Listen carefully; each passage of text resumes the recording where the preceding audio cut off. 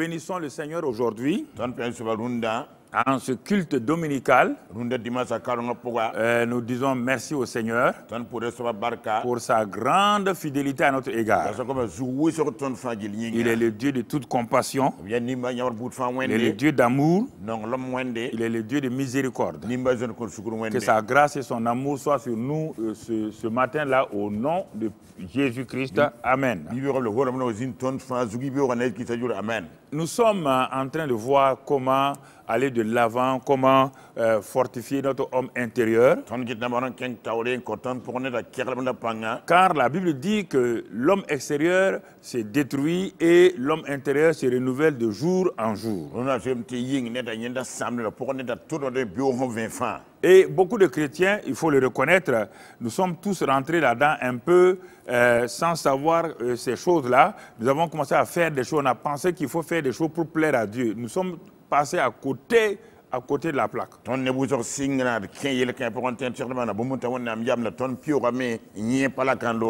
Parce que plus on faisait, plus on était malheureux en nous. C'est l'expérience de beaucoup d'entre vous aujourd'hui. Vous faites de grandes choses pour Dieu et pour l'Église. Je vais vous dire deux choses que je vais aborder, Dieu voulant, dans les jours à venir. Les gens ont demandé à Jésus quel est le plus grand commandement de la loi. Jésus leur a posé la question de moi, quel est le plus grand commandement de la loi? Ils ont répondu avec emphase. Tu aimeras Dieu de tout ton cœur, de toute ta force et de toute ta pensée. Jésus dit c'est très bien. Ça c'est le premier commandement, le plus grand commandement de la loi. Et comme les pharisiens, nous voulons suivre leurs traces. Nous voulons aimer Dieu, nous voulons l'aimer de tout notre cœur. Et quand on n'arrive pas à l'aimer, on pleure, on se morfond. Et le Seigneur m'a dit ces derniers temps-là, tout comme mon peuple est épuisé, parce qu'il cherche à faire ce que moi seul suis capable de faire. Si le plus grand commandement de la loi, c'est de tu aimeras Dieu de tout ton cœur, avez-vous cherché à savoir quel est le plus grand commandement de la grâce? Car mon fils est venu, selon Jean 1, 17, il est venu avec la grâce et la vérité. Si la loi dit que tu aimeras Dieu de tout ton cœur, qu'est-ce que la grâce dit? Parce que la loi, tu dois faire. La grâce, Dieu a fait. Il dit le plus grand commandement donc de la grâce, c'est que Dieu a tant aimé le monde. Il a aimé le monde en premier lieu avant que il demande au monde de l'aimer. Et presque 100% des chrétiens modernes aujourd'hui, nous avons commencé la vie chrétienne, on nous a dit qu'il faut aimer Dieu. On a essayé d'aimer Dieu, et on a failli, on est tombé, alors que Dieu dit, mon fils bien-aimé, viens à moi, viens simplement, je t'aime tel que tu es. Et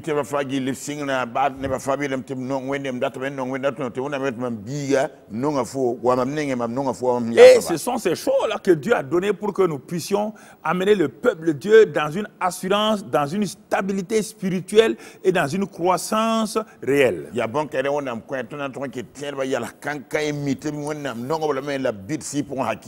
Alors aujourd'hui, nous allons voir avec vous dans le même sens, toujours nous sommes en train d'avancer. Nous allons voir avec vous aujourd'hui grandir spirituellement par la communion et l'obéissance au Saint-Esprit.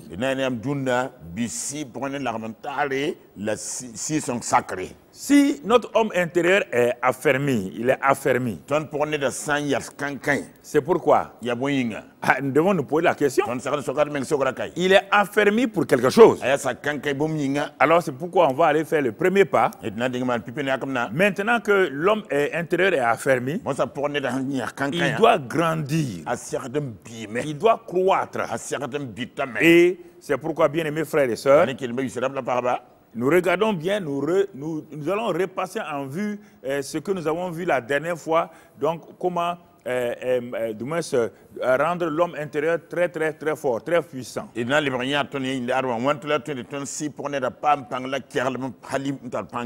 Parce que l'homme spirituel, il est né, il est un bébé spirituel. Il doit être affermi. Et regardons, il y a 5 points que nous avons vus le dimanche passé. Et nous allons simplement les rappeler à votre souvenir. Parce que les chrétiens ne tardent pas à oublier, comme ils ne révisent pas ce qu'on leur prêche, ils oublient de semaine en semaine. Alors que nous sommes dans une construction, nous devons poser pierre sur pierre, brique sur brique. Mais il y a des gens, chaque fois, c'est une nouvelle brique. Il n'y a même pas de fondation. L'ancienne brique, on ne sait pas où ils l'ont posée.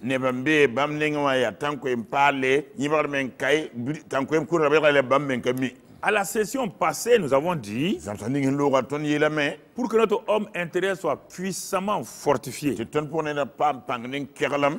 premièrement, nous devons savoir que notre esprit est la lampe de l'Éternel. Puisque nous sommes enfants de Dieu. Ça, c'est clair. Mais on n'a pas découvert qu'il y a une lampe intérieure en nous pour que nous puissions briller. Et Dieu nous rappelle cela dans Proverbes 20, 27. On ne va pas les lire, on va faire une révision. Que le souffle de l'homme, l'esprit de l'homme est la lampe de l'Éternel et qui va jusqu'au dans ses entrailles. Est-ce que vous qui êtes en contact avec nous, est-ce que vous le savez? Est-ce que vous êtes certain que votre esprit-là est la lampe de Dieu et que le Saint-Esprit va l'utiliser pour éclairer, pour vous faire avancer? Il y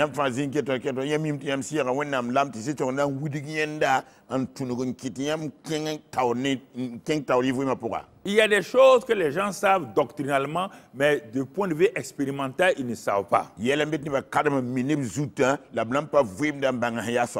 La vie n'est pas doctrinale, la vie est toujours expérimentale. Donc, lorsque je sais que mon esprit est la lampe de l'Éternel et que le Saint-Esprit vient habiter dans mon esprit, c'est lui qui va utiliser mon esprit là pour me guider, pour me conduire. Nous avons vu encore, deuxième chose que nous avons vu la semaine dernière. Alors, mon homme intérieur, sa nourriture, c'est la parole de Dieu. La parole de Dieu.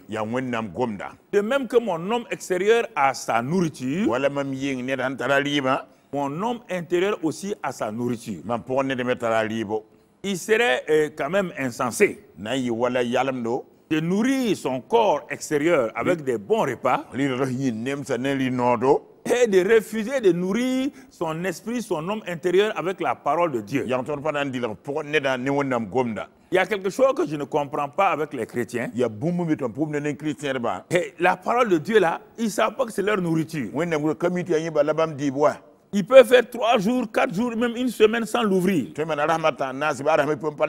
ils pensent qu'ils sont des chrétiens. Mais c'est faux. Comment vous voulez que quelqu'un court dans un stade et il a fait 5 jours, 6 jours sans manger? Comment voulez-vous que quelqu'un soit champion du monde de boxe alors qu'il a fait 5 ou 6 jours sans manger? Son adversaire le mettra KO au premier round. Vous ne pouvez pas me dire, et là je refuse, que vous ne lisez pas la Bible, que vous êtes un chrétien fort, menteur, menteuse. Jésus dit l'homme intérieur se nourrira de toute parole qui sort de la bouche de Dieu. Et c'est pourquoi Jésus dit, il est écrit. Alors, pour que mon homme intérieur soit puissamment fortifié,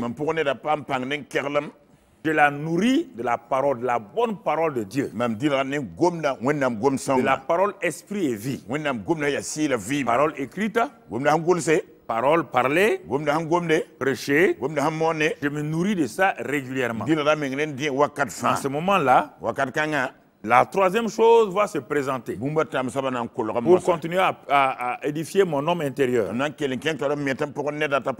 me dit maintenant, alors mon fils, ton problème aujourd'hui, tu dis que tu as des problèmes, tu ne sais pas comment vaincre. Il dit, regarde attentivement. Ce sont tes pensées. Il dit, regarde, ne cherche pas à aller loin. Chaque fois que tu as des problèmes dans tes pensées, chaque fois que tu chutes, ça vient de tes pensées. Regarde le contenu de tes pensées et regarde tes actes que tu poses.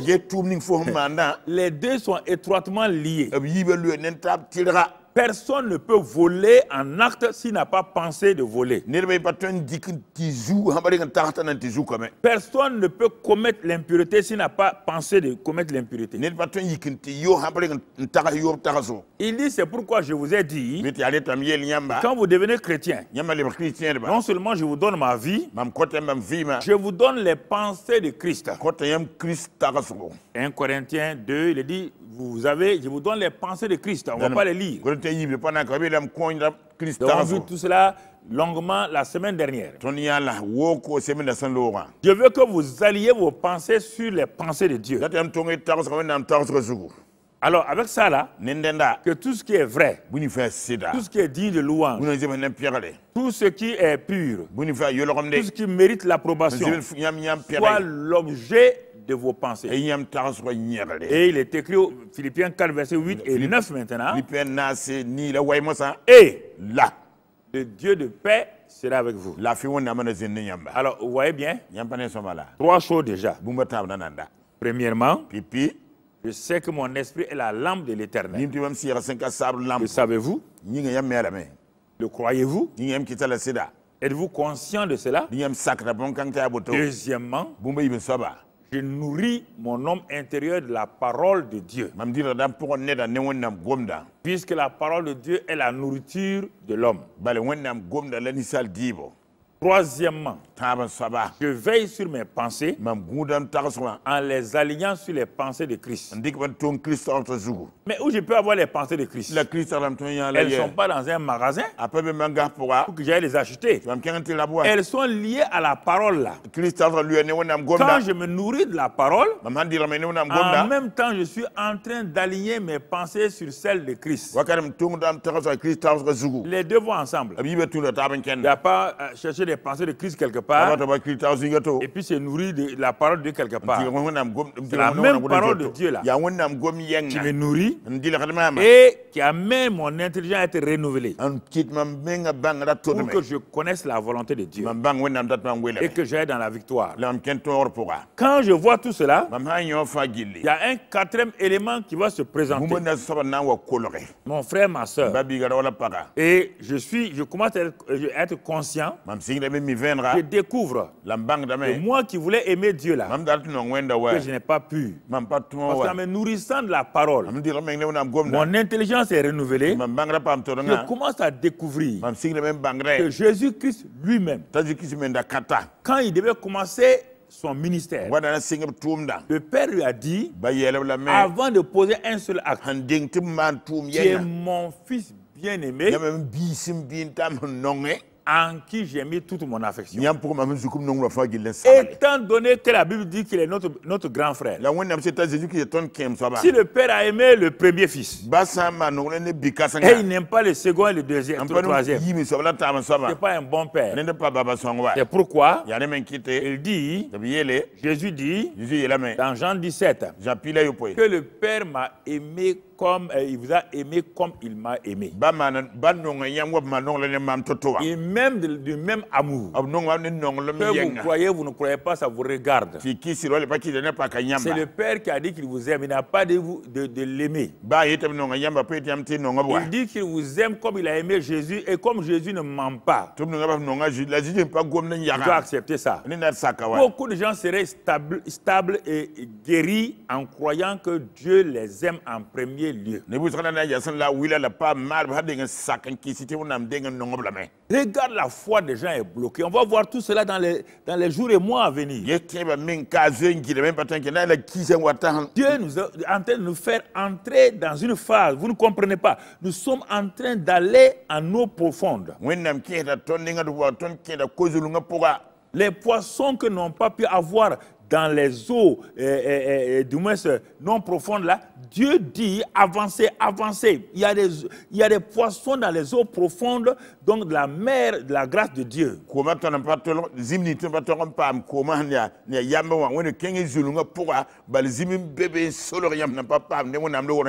Honnêtement, répondez-moi avant qu'on continue. Quelqu'un qui ne croit pas que Dieu l'aime, comment va-t-il aller de l'avant? Chaque fois qu'il a un problème, il dit, moi je sais, Dieu ne m'aime pas. Non, ça, ce qui m'arrive là, Dieu ne m'aime pas.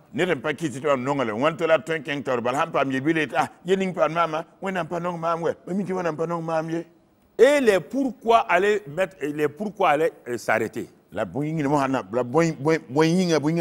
entendez des chrétiens de tout genre, pasteurs, pasteuresses, prophètes, prophétesses. Pourquoi cela m'est arrivé? Pourquoi Dieu fait ça? Dieu va faire quelque chose contre vous. Vous là. Vous êtes orgueilleux, hein?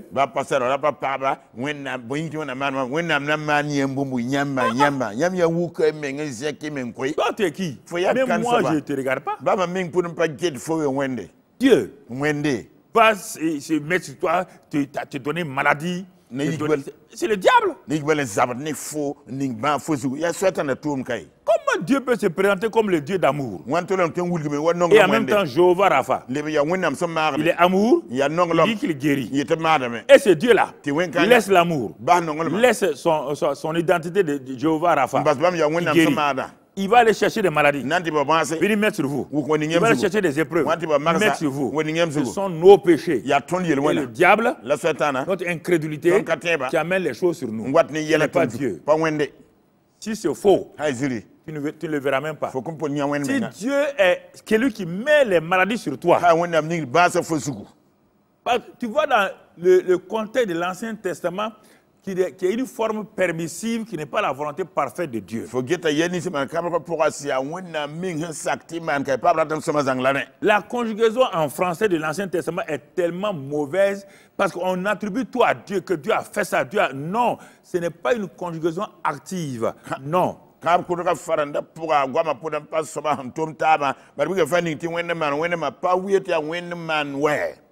La société d'électricité a mis le courant chez moi. Si je m'électrocute, je ne veux pas aller demander à la société là de venir me ressusciter. Ils sont venus me faire du bien. Ils m'ont dit comment ça fonctionne. Ils m'ont dit de faire attention. De ne pas utiliser mes mains mouillées pour toucher à des fers avec le courant. Mais je m'entête. Je pense que je suis plus intelligent qu'eux. Et me voilà électrocuté. Bien-aimés frères et sœurs, si vous regardez tout cela, vous allez comprendre qui est Dieu. L'amour de Dieu. Dieu a tant aimé le monde quand le monde était méchant. Dieu a prouvé son amour envers nous quand nous étions pécheurs. Lui qui n'a point épargné son fils, qui l'a donné pour nous. Comment maintenant va-t-il le refuser? Serait-ce un Dieu insensé? Réfléchissez à cela. Vous n'avez jamais accepté l'amour de Dieu pour vous. Vous voulez mériter. Vous voulez faire des choses. Parce que nos papas, dans leur vaine manière de vivre, nous tous en tant que papas aussi, nos papas et nous-mêmes, nous avons toujours eu de l'amour inconditionnel. Si tu travailles bien, je vais t'acheter un vélo. Si tu es sage, je vais faire ceci. Alors quand on est devenu chrétien, on a dit sûrement, papa bon Dieu est comme ça aussi. Dieu a tant aimé le monde. Quand le monde l'insultait, il a aimé le monde. Pour le prouver, il a donné son fils. C'est ça qui enracine les chrétiens. C'est pourquoi Éphésiens 3 dit d'être enraciné dans l'amour. Alors, quand nous voyons ces 4 choses, la 5e chose, toujours, nous sommes dans le message, dans la révision du message du dimanche passé. Cet homme-là, dont l'homme intérieur est en train d'être puissamment fortifié, alors il va commencer à marcher selon son esprit régénéré, afin de contrôler les œuvres de la chair de sa vie. Il va se rendre compte qu'il sait que son esprit est la lampe de Dieu. Il se nourrit de la parole de Dieu. Il a des pensées. Et il sait que Dieu l'aime.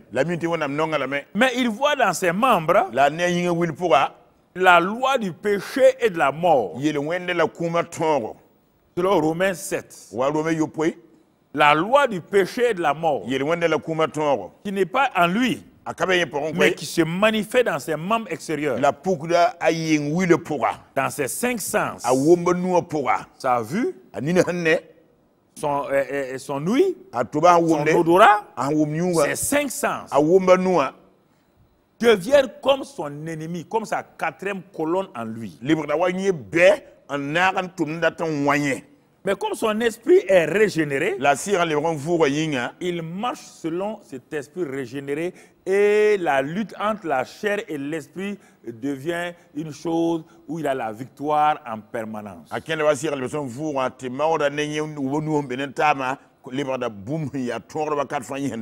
On a vu tout cela dans Galates 5, versets 16 à 24. On ne va pas les lire. C'est une révision. Maintenant que vous avez révisé avec nous notre leçon passée, on va mettre la nouvelle brique sur celle qu'on vient de voir. Écoutez-nous. On va mettre la nouvelle brique. Et cela va nous aider à progresser. Puisque nous avons dit aujourd'hui que nous voulons grandir spirituellement. Dans la communion. Donc, avec le Saint-Esprit. Nous voulons grandir. Ah? Oui, pour grandir. Maintenant, j'ai été enraciné, fondé et tout. Je veux commencer à aller de l'avant. Comme Jésus.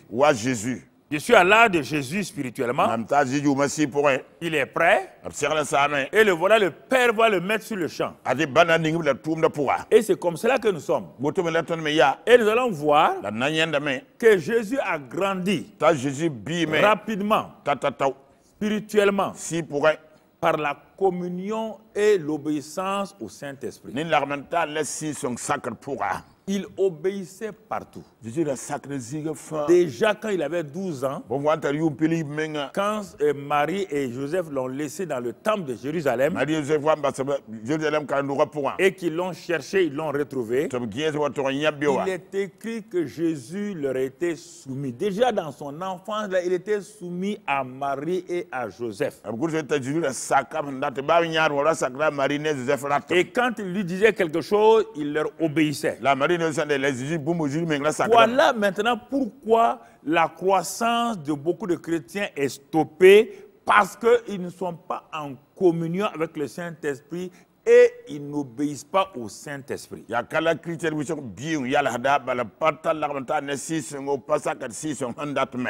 Certains aussi sont ignorants de ce processus, ils ne savent pas comment ça peut se faire. Alors, nous allons commencer le message d'aujourd'hui avec Zacharie 4, verset 6. Oh Seigneur, comment je vais marcher, comment je vais communier, comment je vais obéir. Zacharie 4, verset 6. Et il est écrit là-bas Il me dit, c'est la parole que l'Éternel adresse à Zorobabel. Écoutez la parole que Dieu adresse à Zorobabel et à toi et à moi. Ce n'est ni par la puissance, entre parenthèses, humaine, ni la force d'un être humain que ces choses-là peuvent se faire, que ces montagnes-là peuvent se mouvoir, que les situations peuvent changer. Alors c'est par quoi? Mais c'est par mon esprit, dit l'Éternel des armées. La croissance spirituelle ne se fait que par le Saint-Esprit. Tu as essayé de plaire à Dieu pendant des années par ta propre force humaine. Regarde comment ta vie est misérable. Regarde même, tu n'as même plus envie de lire la Bible et d'aller loin parce que tu as misérablement échoué. Dieu dit ce n'est pas par la puissance ni la force humaine que la vie chrétienne peut se mener. Enlevez ça une fois pour tout de votre tête. La vie chrétienne est une vie extérieure, c'est la vie divine. Donc, la vie divine, pour qu'un être humain puisse la vivre, il faut qu'il ait cette vie-là. Et Dieu lui-même s'est déplacé par le Saint-Esprit. Il est venu. D'abord pour être sauvé, il a envoyé son fils. Pas personne ne pouvait se sauver. Nous étions tous perdus, privés de la gloire de Dieu. C'est Dieu qui est venu encore sous la forme d'un homme appelé Jésus et qui a marché, qui a été crucifié pour nous réconcilier. Ça c'est un. Deuxièmement, Dieu me dit maintenant, comme tu es sauvé, pour que tu marches avec moi, il faut encore que moi-même je vienne. C'est pourquoi mon frère, ma soeur, j'avais prophétisé, dit Dieu, j'avais parlé par la bouche d'un des prophètes appelé Ézéchiel. J'ai dit à Ézéchiel de vous dire quelque chose de spécial, Ézéchiel 36. Je lui avais dit de vous dire quelque chose de spécial. Verset 26. Je lui ai dit de vous dire cela. Je vous donnerai un cœur nouveau. Et je mettrai en vous un esprit nouveau. Et j'ôterai de votre corps le cœur de pierre. Je vous donnerai un cœur de chair. Ça, c'est la nouvelle naissance.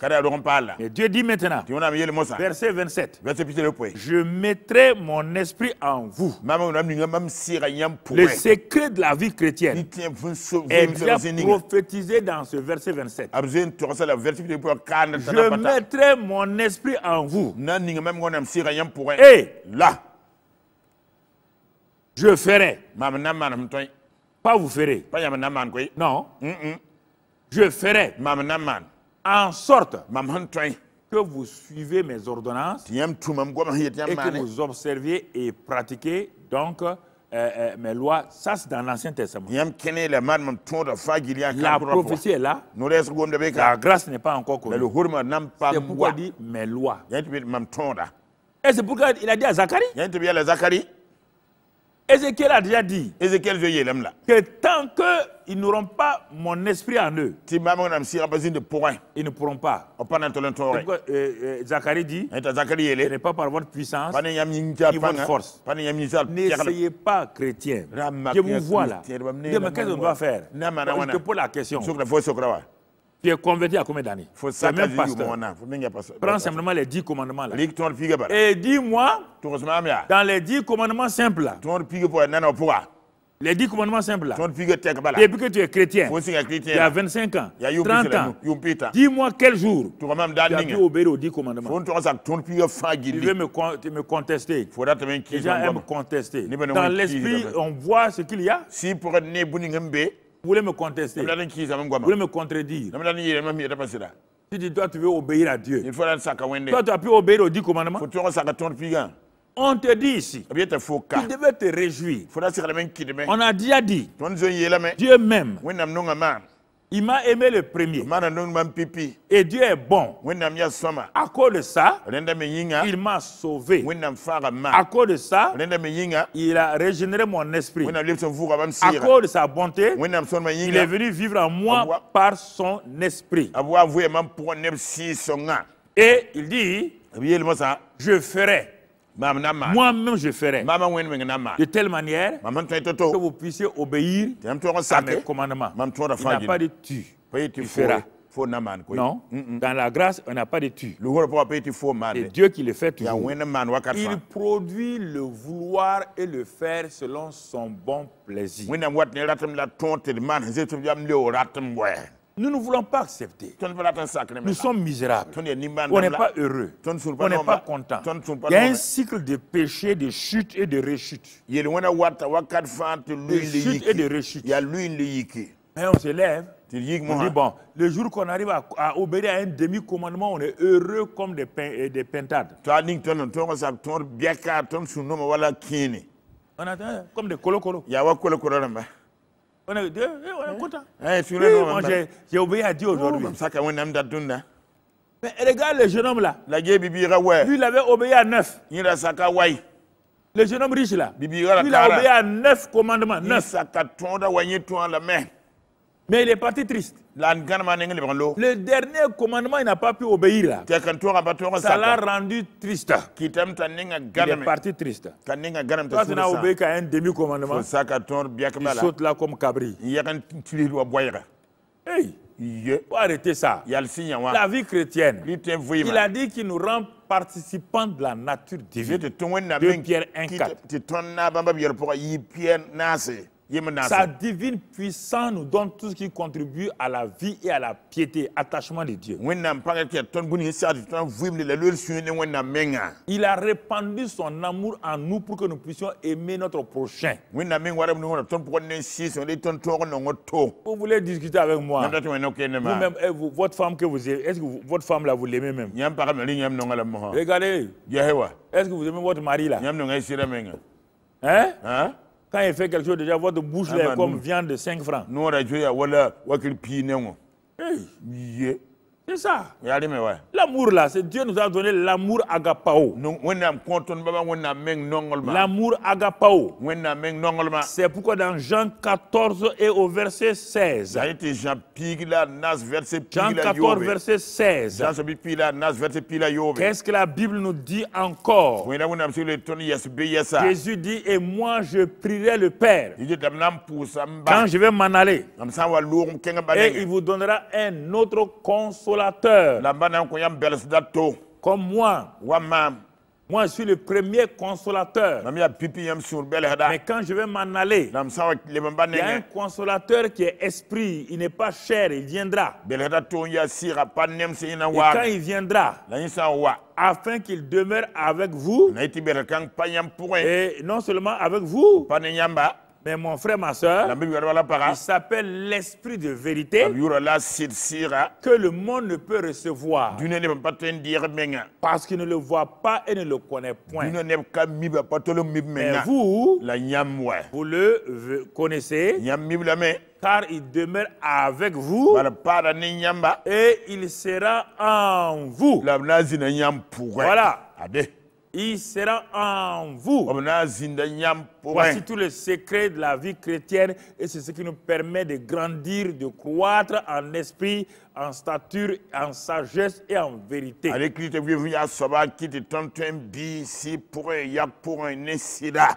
Ah. Alors, tu regardes. Je vois déjà, est-ce que mon frère, ma soeur, c'est comme ça que tu avances? Ah, on va faire ceci.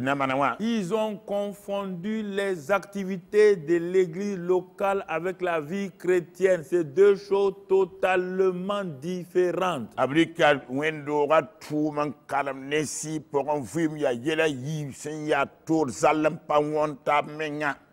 Et dans la chorale n'amène personne au ciel. Et dans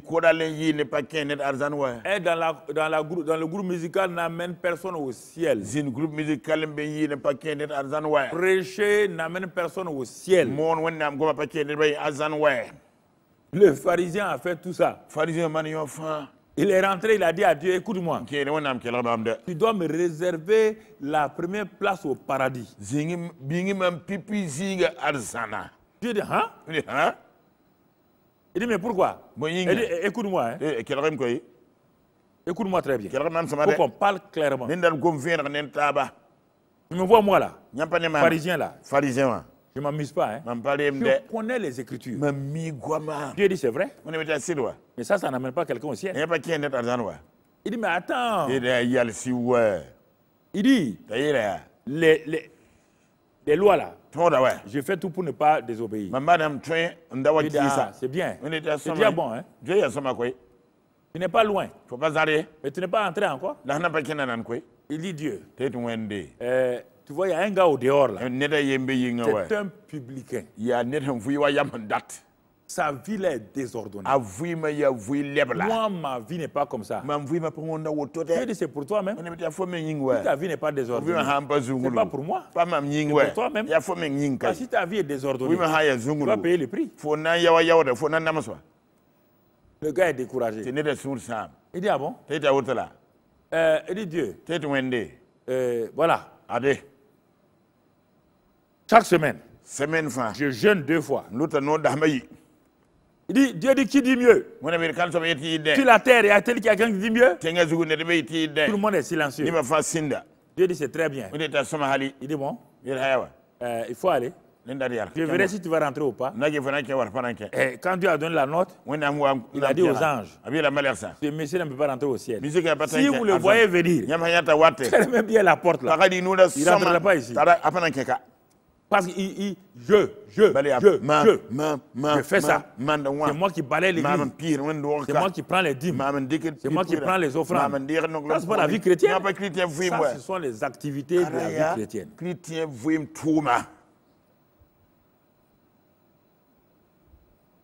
S'asseoir devant moi chaque dimanche et regarder la dire, hey, l'homme la parle bien. Ça n'amènera pas personne au ciel. Sais-tu? Est-ce que le Saint-Esprit qui est en toi là, est-ce que tu lui donnes la permission d'agir en toi et à travers toi?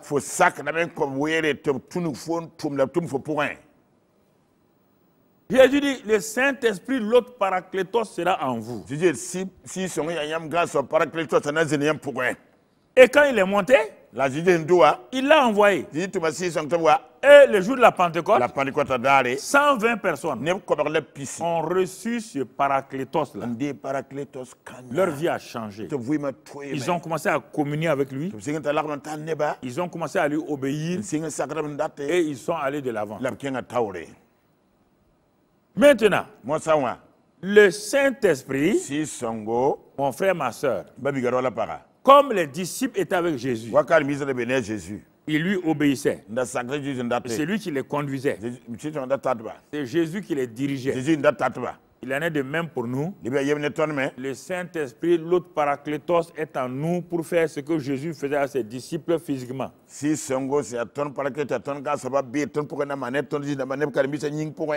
Le Saint-Esprit est venu pour nous conduire, Jean 16, verset 13.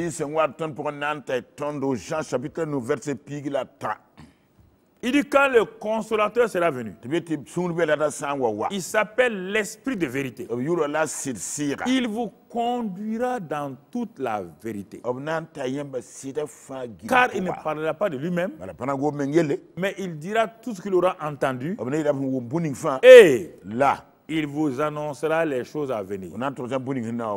Voilà le rôle de l'autre paraclétos. Vous entendez? Il est venu pour vous conduire. Il est venu pour produire en vous le vouloir et le faire selon le bon plaisir du cœur de Papa bon Dieu.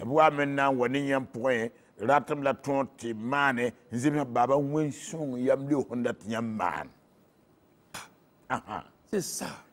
Mais est-ce que toi, tu le laisses travailler? Est-ce que tu es en communion avec lui? Et malheureusement, tu ne le sais même pas dans ton église, ton pasteur ne t'a même pas prêché ça. Et au contraire, il méprise le Saint-Esprit.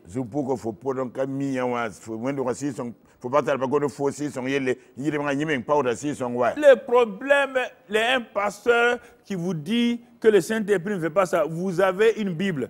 Vous, un professeur assis avec une Bible, un ingénieur assis avec une Bible, un docteur assis avec une Bible, un gars de CE2, il est devenu pasteur, te dit que le Saint-Esprit n'existe pas. Toi, tu vois que le Saint-Esprit est réel. Tu obéis à ce pasteur insensé là. Il faut y avoir ingénieur, il faut y avoir professeur, docteur, on n'était pas seulement si son wa mais bien il faut tout il faut tenir un monsieur ABC de voyer il faut tisser son cabé il faut na sakagwama t'es à pasteur il faut pas on a sur le phone carmenewa. Tu es allé à l'école biblique. Tu es à l'école biblique. Toi, tu es dans quelle école? Faut bien école pourquoi? Tu as deux yeux. Tu as un cerveau. Tu vois qu'on te dit. Ce n'est pas par ta force.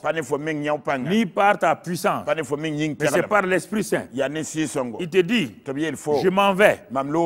Je vous enverrai quelqu'un d'autre. Il vous conduira. Il s'appelle le Saint-Esprit. Et vous vous dites que vous mettez le Saint-Esprit de côté. Jésus est au ciel. Vous avez mis le Saint-Esprit de côté. Qui dirige votre vie? Regardez. Chrétien de toutes. Mais je vous parle. Chrétien de Fagil Mgomnania. Qui dirige votre vie?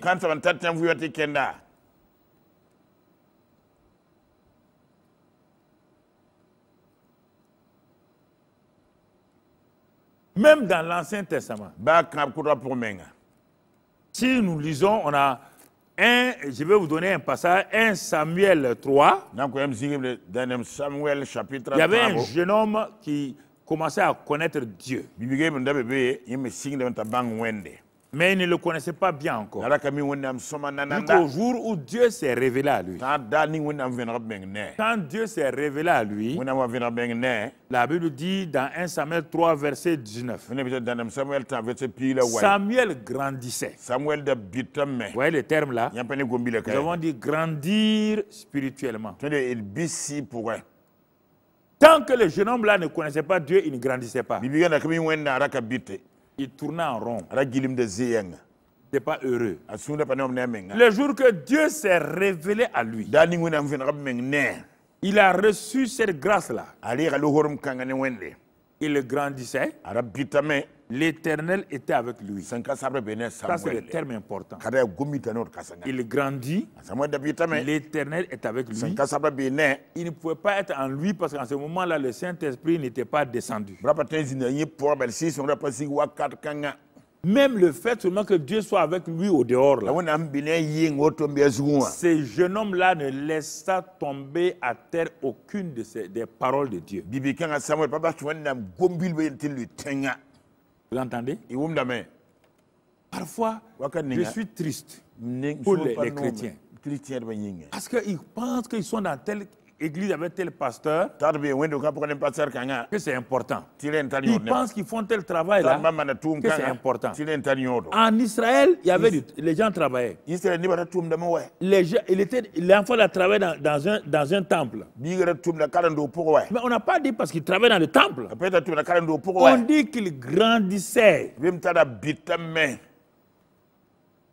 Et Dieu était avec lui. Et toute parole que Dieu lui donnait, il ne l'a jamais laissé tomber à terre. À cause de ça, verset 20. Tout Israël. Depuis Dan jusqu'à Beersheba. Tout Israël reconnut que Samuel était établi prophète de l'Éternel. On n'a pas dit que Samuel s'est établi prophète de l'Éternel. Jeunes gens, prophète des nations. Tu n'es pas prophète de Koulouba. Comprends? Tu n'es pas prophète de Poto-Poto. On dit que tout Israël reconnu que Dieu avait établi Samuel comme prophète. Est-ce que les gens t'ont reconnu? Non. Tu forces la main des gens pour qu'on te reconnaisse. Mais par quoi l'ont-ils reconnu? Verset 11. L'Éternel continuait à apparaître dans Silo, car l'Éternel se révélait à Samuel dans Silo par la parole de l'Éternel. Voici tout comment le processus de croissance spirituelle de la vie du jeune Samuel.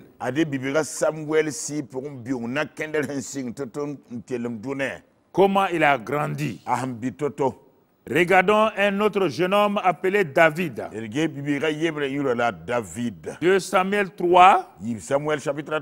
Quand Samuel est monté sur le trône, après 13 ans d'errance, 13 ans de vagabondage parce qu'on le chassait. Même quand Saül est mort, il n'avait pas encore le trône totalement. Il est dit la guerre dura longtemps entre la maison de Saül et la maison de David. Mais regardez quelque chose. David devenait de plus en plus fort et la maison de Saül allait en s'affaiblissant. Pourquoi la maison de Saül s'affaiblissait? Parce qu'il désobéissait à la parole de Dieu. Pourquoi la maison de David grandissait? Parce qu'ils obéissaient à la parole de Dieu. Voilà la différence entre la vie de deux chrétiens.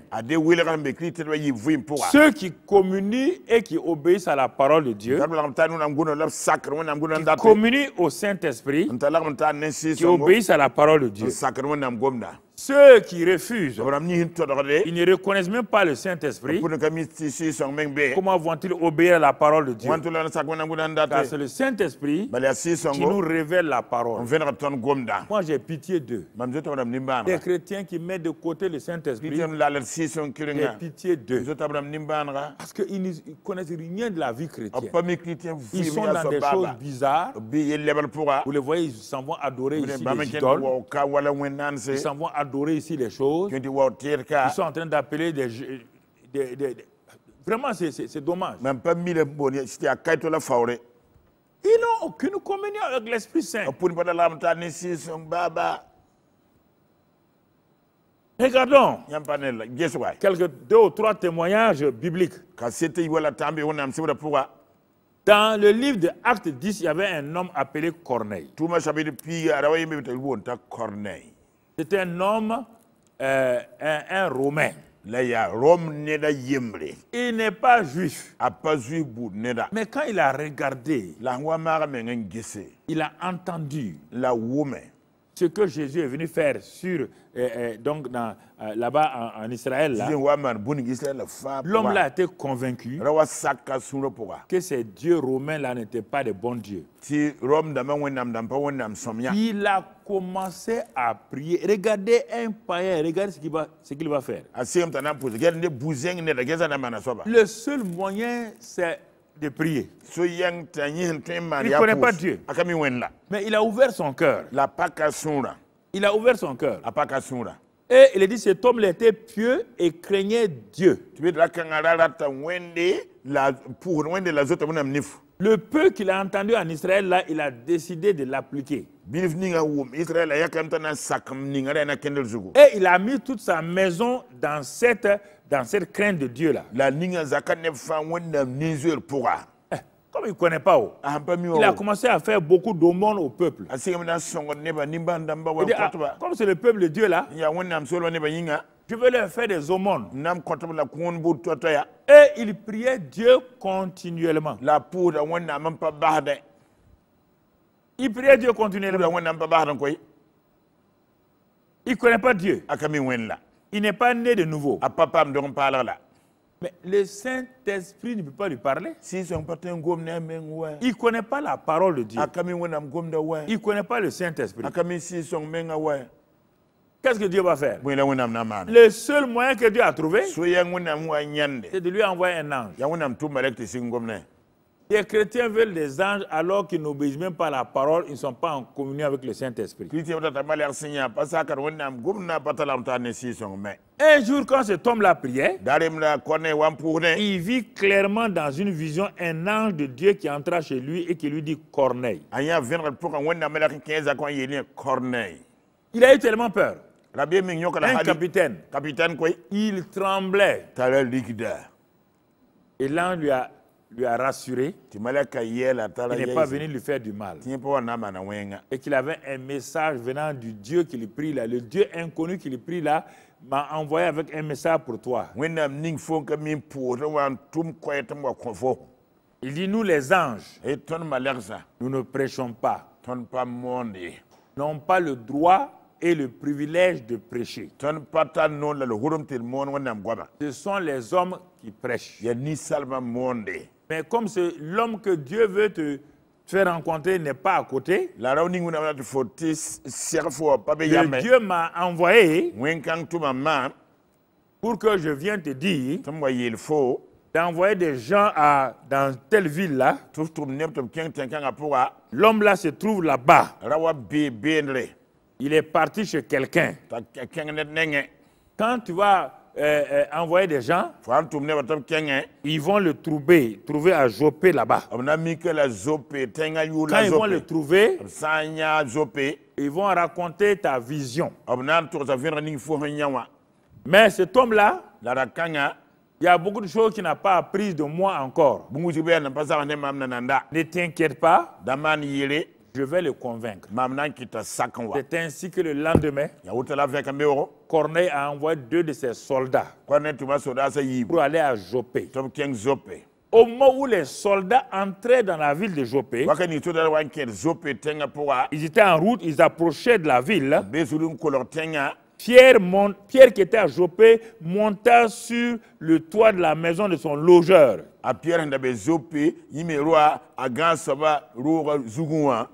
Dieu l'a poussé à monter pour prier. Pierre est dur, hein? Et puis il est ethniciste à 100%. Nous on est juifs. Les Samaritains là. Les Romains là. Hein? Oh, c'est terrible. Non. On ne peut pas les accepter. C'est haram. On ne doit pas manger leur nourriture. On ne doit pas les approcher.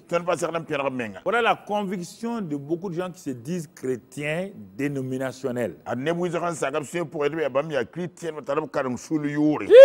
Les gens de là-bas là. Il ne faut pas aller. Hein? Les gens de telle dénomination. Il ne faut pas aller. Hein? Ah non. Non. Ils ne sont pas comme nous. Toi, tu as 3 pieds. Tu as 2 têtes. Un chrétien. Pécheur chronique. Sauvé par grâce. Racheté par le sang de Jésus. Tu es différent de qui? Laisse l'orgueil là. Qui dans ça? Laisse tomber. Aucune dénomination ne sauve. Aucune dénomination n'a son paradis. Vous entendez? Aucune. Ok. Bon, Dieu dit à Pierre, il faut monter. Dieu l'a poussé à monter. Et quand il priait, il y a déjà pour convaincre, il faut les grands moyens. Hein? Il a eu faim. Et il voulait manger. Il a dit à la femme de l'homme, la Simeon, il faut préparer. Pendant qu'on lui préparait à manger, Pierre tomba en extase. Peut-être comme j'ai faim, peut-être c'est ça que je tombe en extase. Non, Pierre. il vit le ciel ouvert et un objet semblable à une grande nappe attachée par les 4 coins qui descendait et qui s'abaissait vers la terre. Dans cette nappe-là, cette grande nappe-là, Pierre a vu des animaux, des quadrupèdes, des oiseaux, de toute espèce. Et comme la loi de Moïse dit, qu'il y a des animaux purs et des animaux impurs. Mais dans cette nappe-là, Pierre a vu les animaux purs et les animaux impurs. Ah, il dit, mais quel est ce mélange-là? Ça, c'est quel mélange doctrinal encore? C'est Satan, ça. Au moins, il pensait à ça. Une voix lui dit, lève-toi, Pierre, tue et mange. Pierre dit non. Ça là. Satan. Je vais te dire une chose. Il faut que je te parle. Moi, Pierre. Moi, Pierre. Et puis il dit, non, Seigneur. À quel Seigneur il parle? Lequel? Vous dites souvent non, Seigneur. Vous l'appelez Seigneur, Seigneur. Et vous dites non. Comment si les seigneurs, on peut dire non à un Seigneur? Car je n'ai jamais rien mangé de souillé. Donc tu veux dire que c'est Dieu qui te tente quoi? C'est ça? Non, Dieu. Faut me tenter, hein? Moi, je n'ai jamais mangé quelque chose d'impur, ni de souillé. Mais la voix continue. Ce que Dieu a déclaré pur, ne le regarde pas comme un souillé. Malgré tout cela, Pierre dit non. À quel moment Dieu a rendu ces choses-là pures? 3 fois c'est arrivé. Vous voyez comment vous résistez au Saint-Esprit? Vous voyez comment le Saint-Esprit vous a parlé? Si vous résistez, s'il s'en va pour vous parler, il va mettre au moins 10 ans avant de vous parler encore.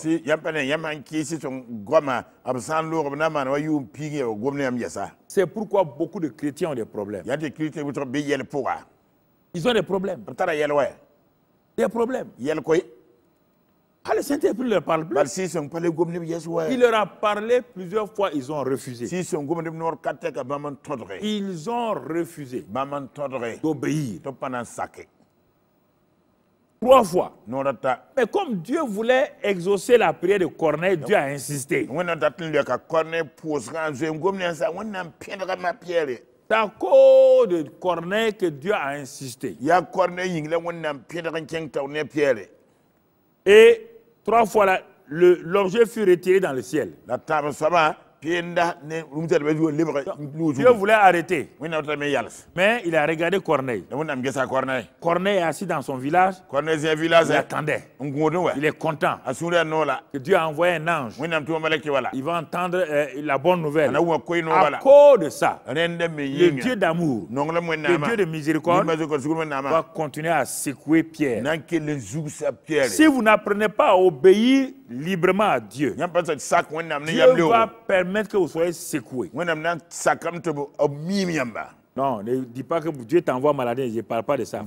Je vois déjà ta tête là, tu dis, c'est pourquoi Dieu m'a envoyé telle maladie. Dieu n'envoie pas de maladie. Il faut arrêter ça.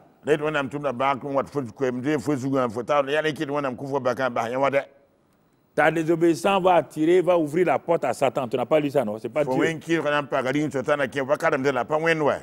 Dans Ephésiens 4, il dit que si tu ne pardonnes pas, tu ouvres la porte à Satan. Ce n'est pas Dieu. C'est ta désobéissance qui a ouvert la porte à Satan et t'a attaqué. Il a attaqué ton travail. Il a attaqué. Si tu te répands, Dieu arrête ça. C'est ça qui va avec Pierre. Tandis que Pierre ne savait en lui-même que penser du sang de la vision qu'il avait eue. Au même moment, les envoyés de Corneille sont arrivés. Et à haute voix, ils ont dit, ils se sont informés, est-ce que c'est ici que loge Simon?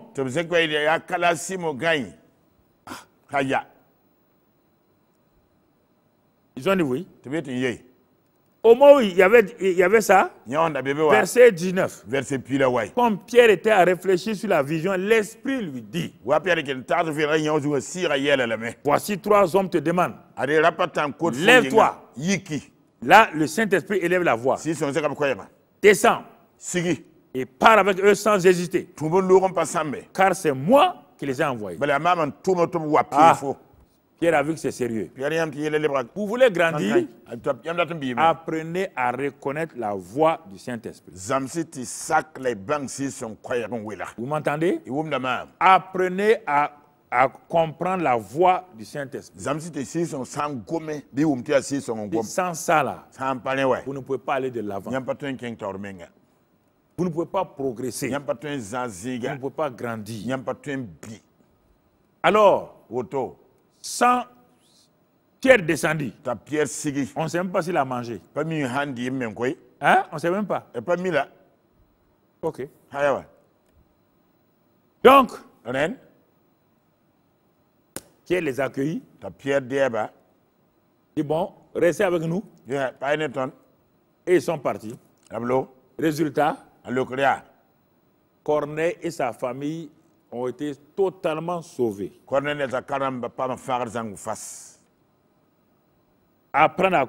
Pierre a appris à communier avec le Saint-Esprit, à discerner sa voix. C'est un apprentissage. Si vous voulez grandir, vous devez entrer à l'école d'apprentissage du Saint-Esprit et de la parole. Si vous ne faites pas ça, vous n'irez pas loin, vous ne grandirez pas. Je ne parle pas des petites visions où Dieu vous donne Coca-Cola, des chocolats. Je ne parle pas de ça. Je parle de l'obéissance à la parole de Dieu pour que vous grandissiez. Les chocolats ne peuvent pas vous faire grandir.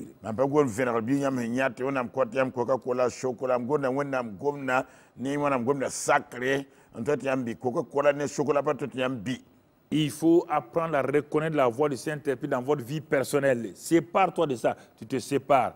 Va ici, tu vas. Quelques-uns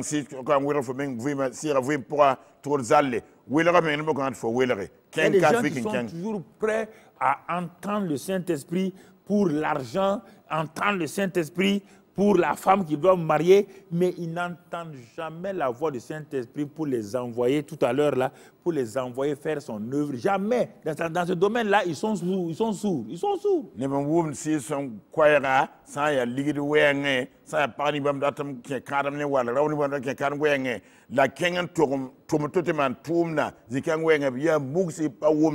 À l'école d'apprentissage, donc du Saint-Esprit de la parole.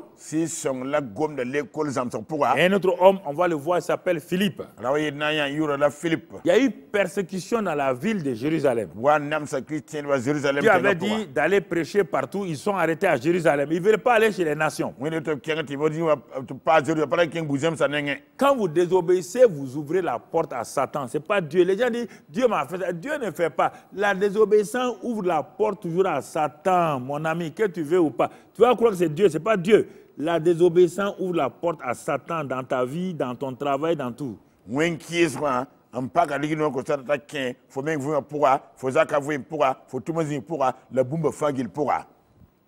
Voilà, ils ont été dispersés. Philippe se trouve accidentellement en Samarie. Ce n'est pas un programme établi par les prophètes, les apôtres de Jérusalem. C'est dans sa fuite qu'il s'est trouvé en Samarie. Arrivé là-bas, il s'est dit, mais bon, j'ai reçu le Saint-Esprit. Ils ont imposé les mains sur moi. Quelqu'un qui a le Saint-Esprit ne peut pas rester là parce qu'il est dans des épreuves, dans des difficultés. C'est la même chose actuellement. Je trouve dans une Samarie spirituelle qu'on appelle confinement.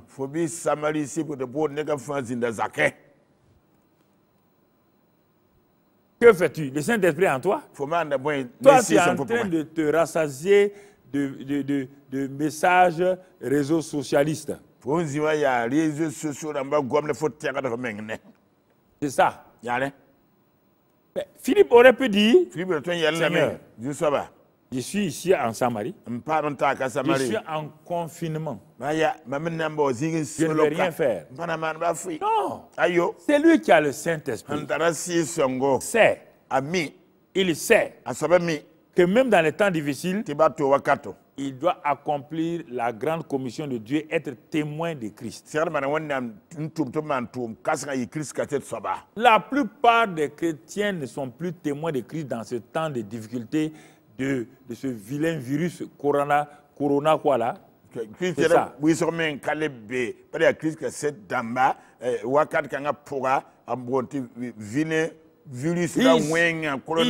assis chez eux et dévisant, c'est-à-dire faire des contes, les fables, ils parlent, ils mangent, ils boivent, ils les critiquent, mais ils ne sont pas témoins. Leur langue là n'est pas témoin.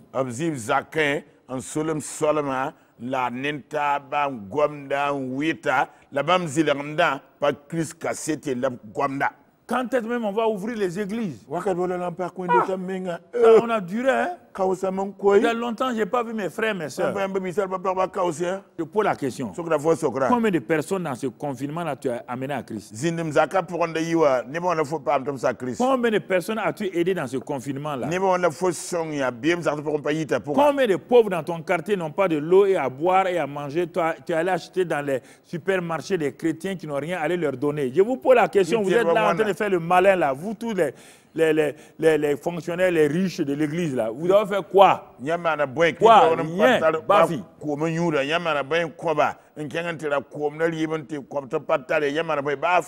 Tout ce qu'on voit à la télévision, ce sont les non-chrétiens. Qui achètent des choses à les donner ici. Où sont les chrétiens? Vous avez des frères, des veuves, des démunis. Des frères, vous savez qu'ils sont coincés actuellement. Certains ont perdu leur travail. Avez-vous cherché à savoir ceux qui ont perdu leur travail, organiser, acheter du riz, mettre dans des sacs de 5 kilos, acheter de l'huile, chercher les frères, aller leur donner ça? Non, non, non. Vous êtes dans votre confinement religieux. Attendant qu'on ouvre les bâtiments d'église. L'église primitive avec quel bâtiment d'église? Quel bâtiment? Oui, frères et sœurs. Philippe, sans bâtiment, a commencé à prêcher l'évangile. Il était là quand Jésus a dit allez par tout le monde. Il a dit Samarie. Il se trouve en Samarie. Donc il a commencé à prêcher. Dieu l'a honoré, Dieu l'a béni. Il ne connaît pas le Saint-Esprit. Il est simplement rempli du Saint-Esprit. Mais il va apprendre à le connaître. Quand le Saint-Esprit a vu ce jeune homme-là, qui a obéi à la grande commission, prêcher l'évangile, il va l'amener maintenant. Si on regarde, au fur et à mesure, il va l'amener où? Un jour, un ange apparaît à Philippe. Quand on ne connaît pas la voix du Saint-Esprit, Dieu fait des choses extraordinaires. Il donne des visions. Acte 8, verset 20, 28. Et 26, du moins, un ange du Seigneur s'adressant à Philippe, il dit, lève-toi et va du côté du midi. Donc sur le chemin de Jérusalem à Gaza, le chemin qui est désert là, Philippe, il s'est levé, il a obéi.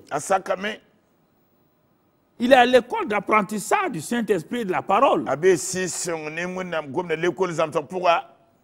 Il a obéi, il se leva et est parti. Pierre se leva et est parti. Vous avez le Saint-Esprit et il vous a rien dit. Ça c'est sûr. Vous êtes sûr. Et quand il est arrivé dans le lieu désert, là, parce qu'il aurait pu dire comment un homme, en pleine campagne d'évangélisation, des centaines de personnes sont sauvées. Même le plus grand magicien de la ville est sauvé et délivré.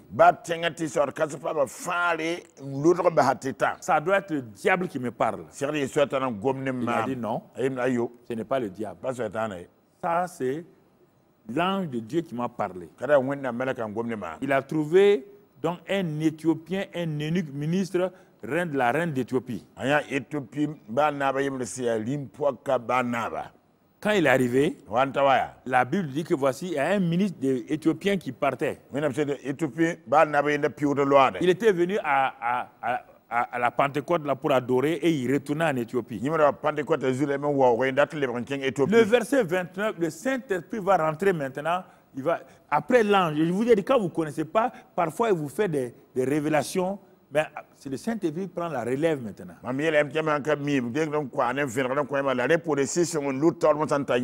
L'Esprit dit à Philippe, avance et approche-toi de ce char-là. Vous voyez, l'Esprit est précis. L'Esprit m'a parlé, Dieu m'a parlé. Quand vous écoutez là, l'Esprit Saint qui parle de façon mélangée, de façon confuse comme ça. J'ai vu une chèvre à 3 pattes, j'ai vu tant. Mais c'est quel est le Saint-Esprit ça? Si il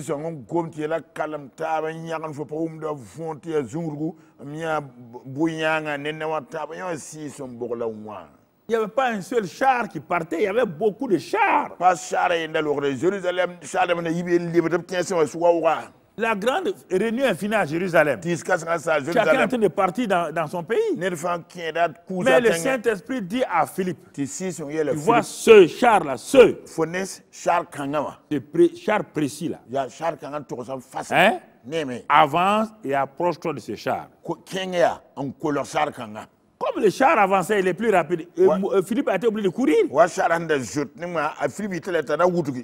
Il a couru aller à ce char. Il a entendu l'Éthiopien qui lisait Ésaïe 53. Il dit, mais est-ce que monsieur, vous comprenez ça? L'Éthiopien aussi est comme le Corneille. Il dit, mais si on ne m'explique pas, je ne peux pas comprendre. Voici comment grandir spirituellement. Vous ne pouvez pas vous asseoir chez vous, demander à ce que le Saint-Esprit vous montre à qui vous allez vous marier, quel contrat vous allez avoir, quel travail vous allez avoir, quand vous serez élevé et vous allez grandir. Ça ne grandit pas quelqu'un.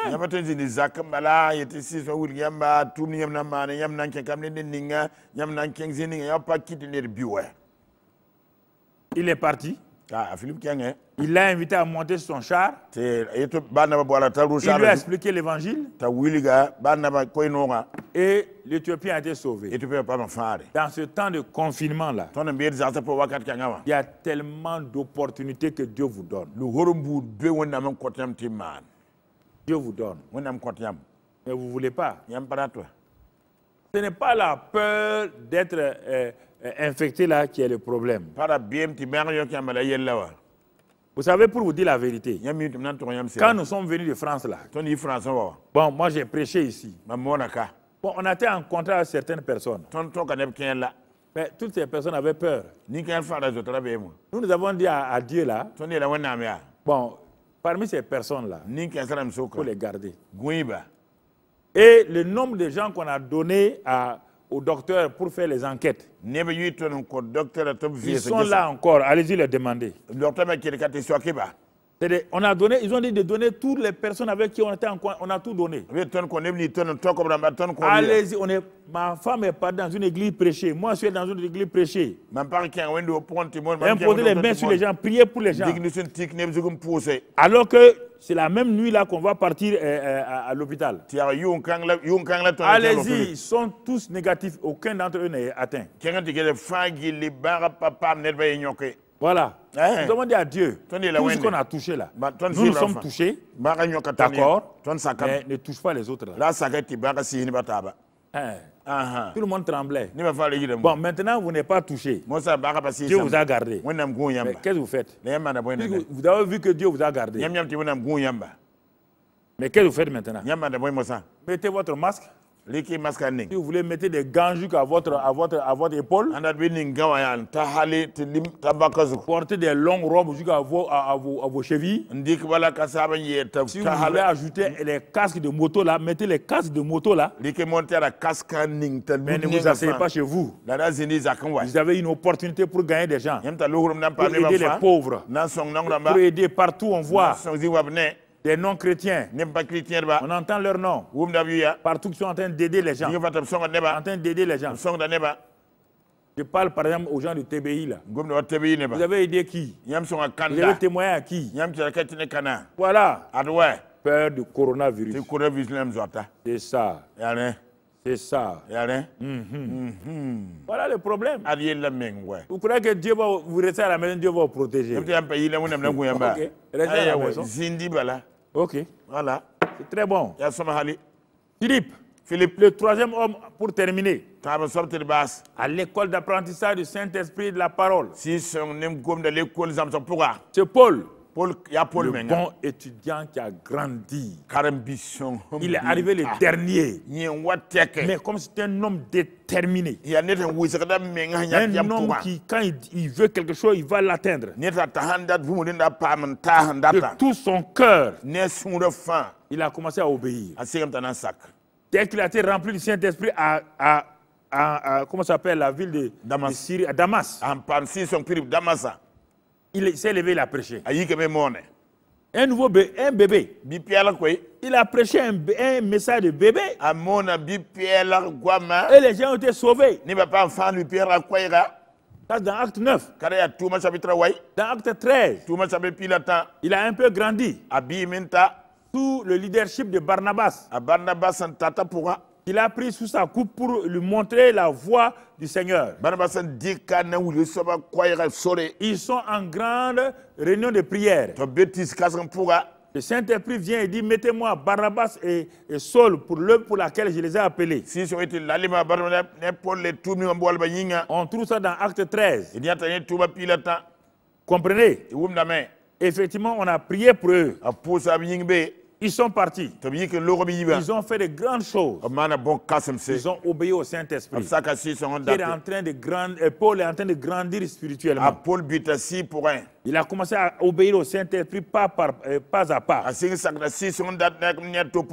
Et à un moment donné, après quelque temps, dans Acte 16, versets 5 à 10, il va commencer à discerner et la volonté de Dieu par rapport à sa propre volonté. Et les églises croissaient, les églises grandissaient dans Acte 16.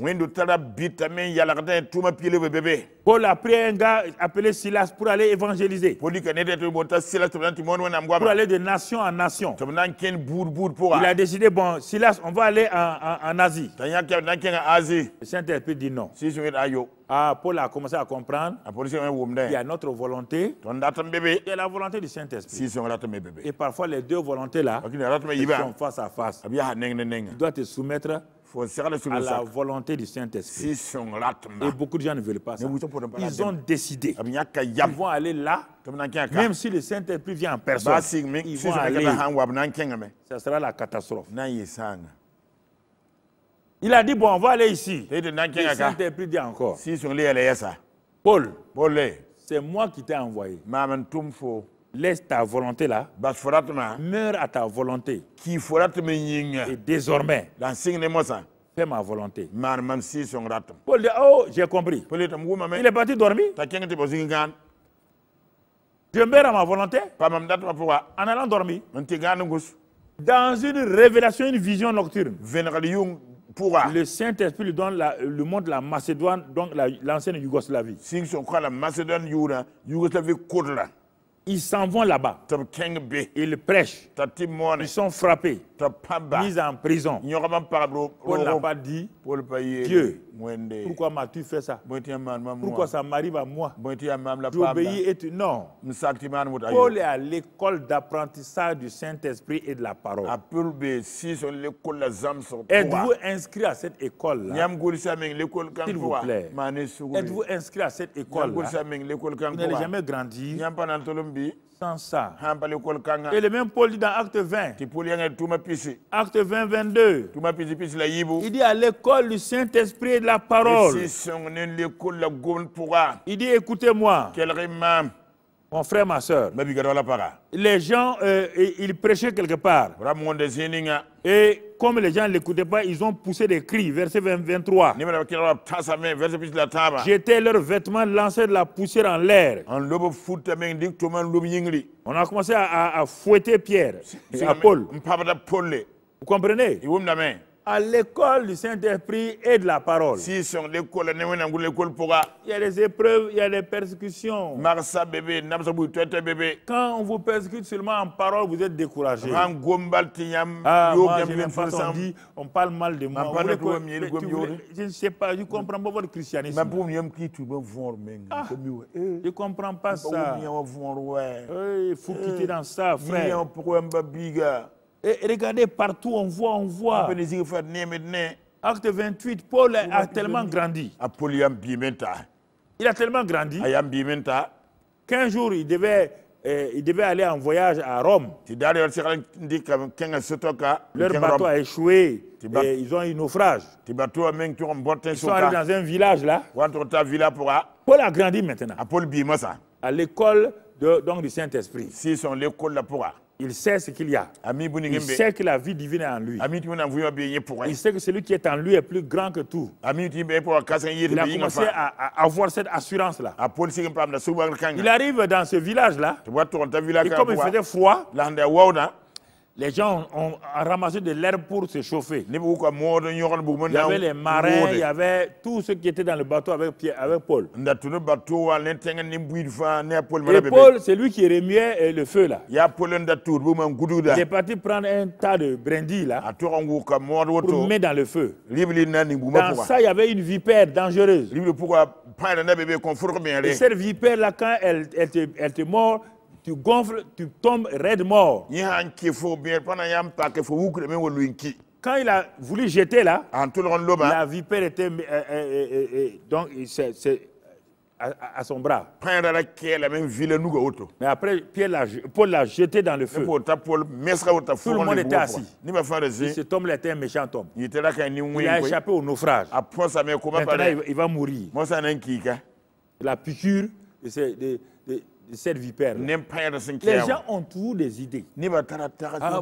Si telle personne est malade parce qu'il a péché. Si telle personne, Dieu veut le corriger. Les chrétiens, ça c'est les chrétiens.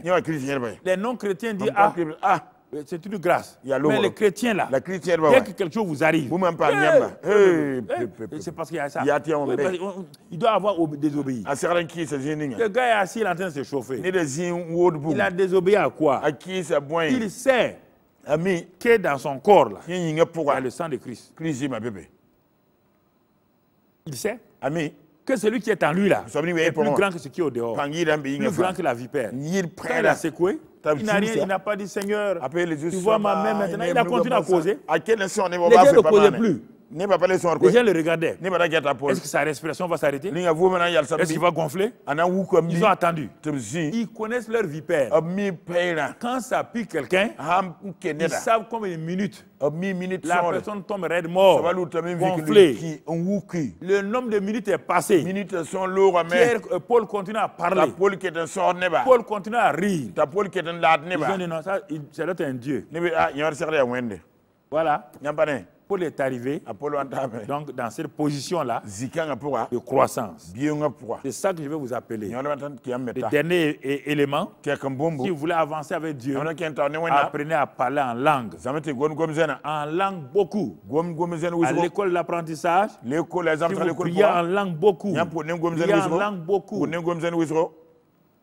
Malheureux pour ceux qui ne prient pas en langue. Ils ont manqué la plus grande chose.